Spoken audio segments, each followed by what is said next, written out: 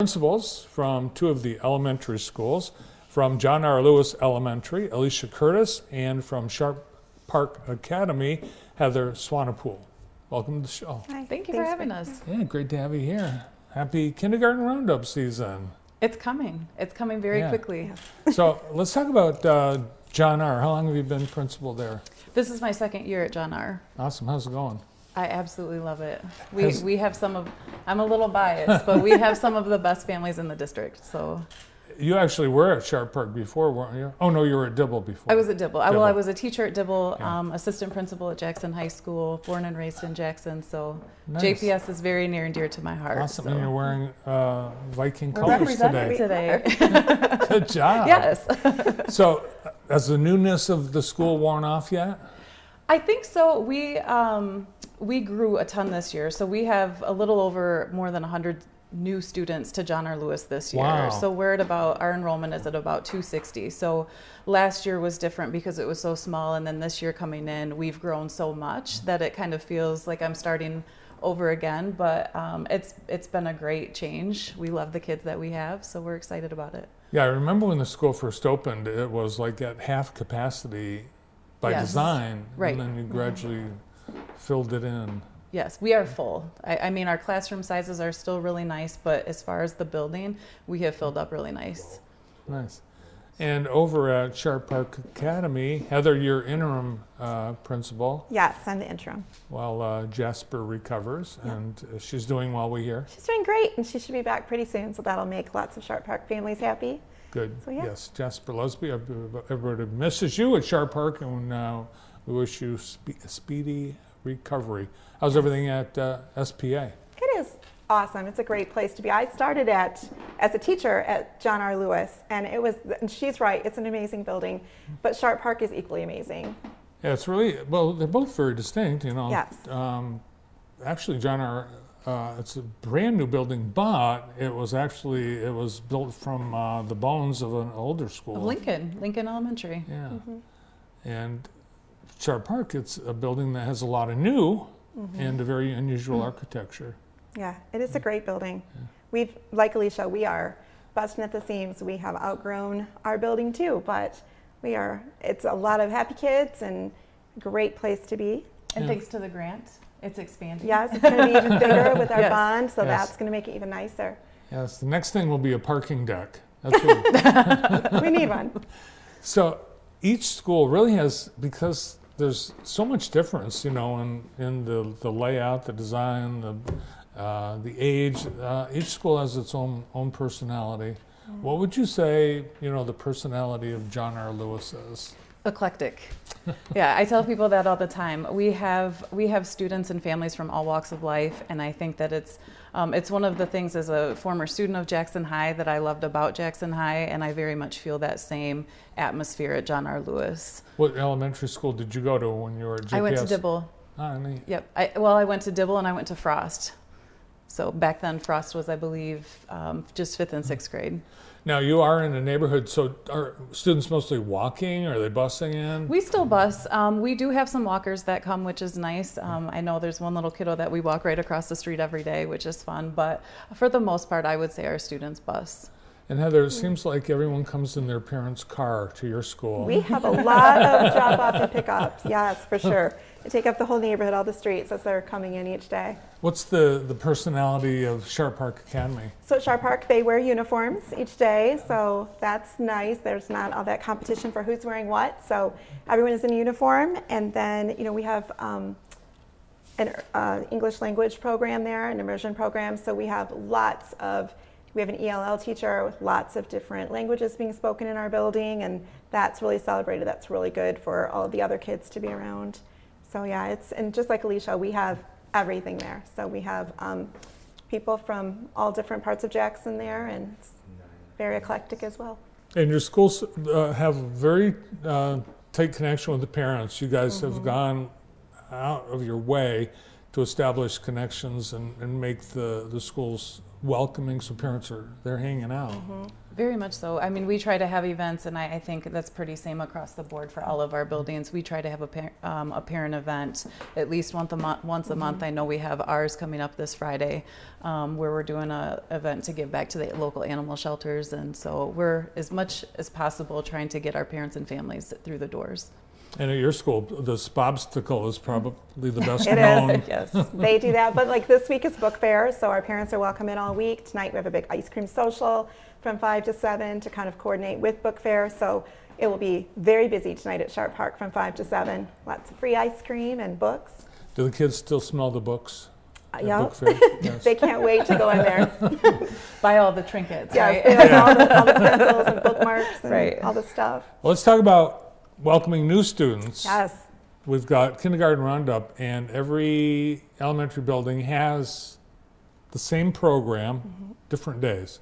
And we start at John R. Lewis, but it's a little ways away. It is. After spring break. April 13th, yes. Yep, we've got a lot of the same community partners coming back, and even some new ones this year that we're all really excited about. So I think that's one of my favorite things about Kindergarten Roundup is seeing the community come into our buildings and really represent for our kids. What is the kindergarten program at John R. Lewis? We have two full-time kindergarten classrooms, so it's just your typical all-day kindergarten class.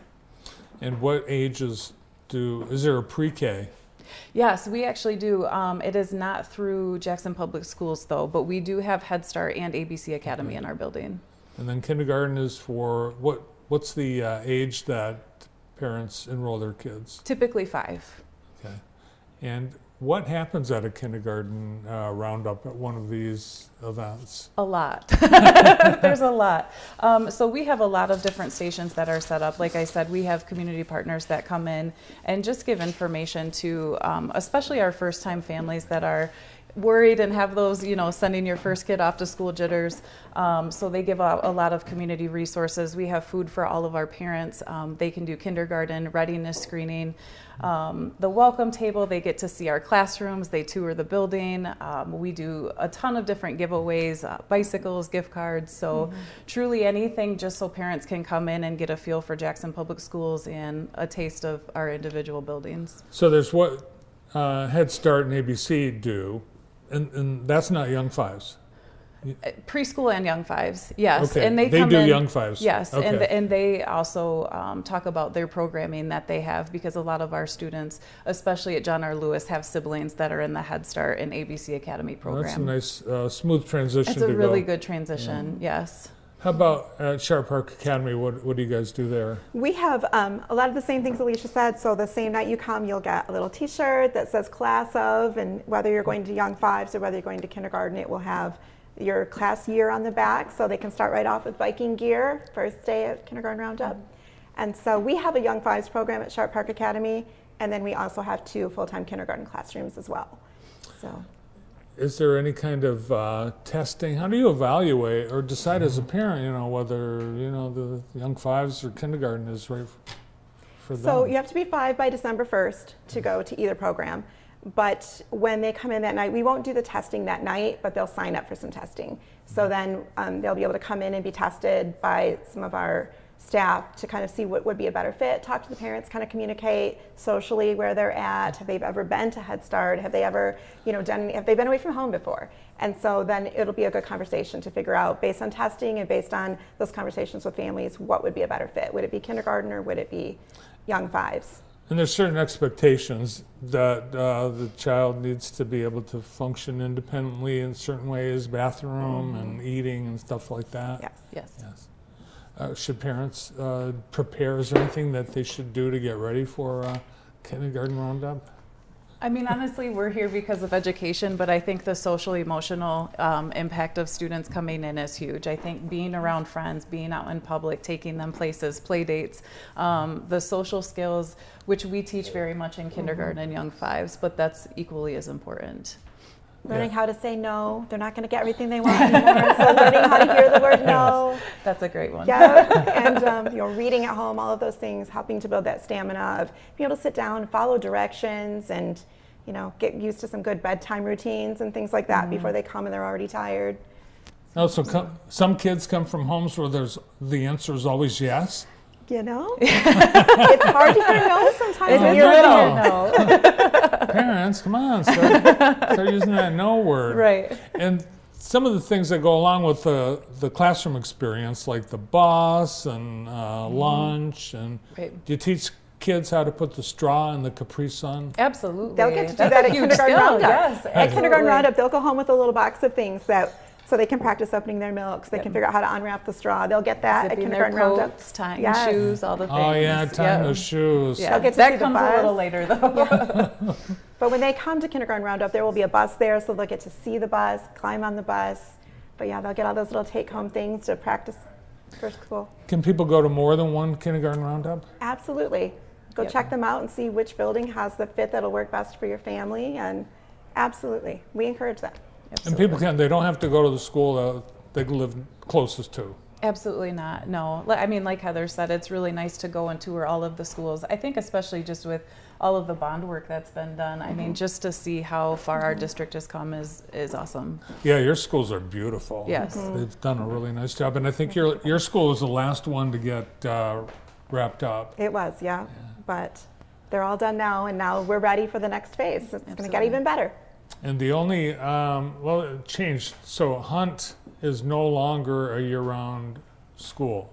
No, we're all the same calendar now. So that was the main difference, really, when people are choosing, which building. That one, everyone's on the same calendar. Yes. And 5 of us are on the same time frame too. There's only 2, so we're like about 8:30 to 3:30, except for Montessori and Hunt. They start an hour earlier. Nice. All right. Well, we'll remind people as we get closer Yeah. to kindergarten and young fives roundup season, and it's the week after. When is spring break? It's The the last week of March, first yes. week of April. We come back. It ends April 4th. We so it's just the got first through week. January. We're trying. We just got through the year of January. So I was just in Florida for the weekend, and it's spring break for a lot of people already. yes, And it's all think over we the come country. back- It's different times. it's the whole first week of April. Yeah, is we what come we're back, I think, off. April I'm not sure 6th. the specific dates. Yes. April 6th is when we come back and Yep. start Awesome. ready to see all our friends, our new kindergartners. Yes. Good job. Thanks for coming in today. Thank you for, Thank you for having, having us. Yeah. Principal at John R. Lewis Elementary, Alicia Curtis, and Sharp Park Academy Principal Heather Swanepoel.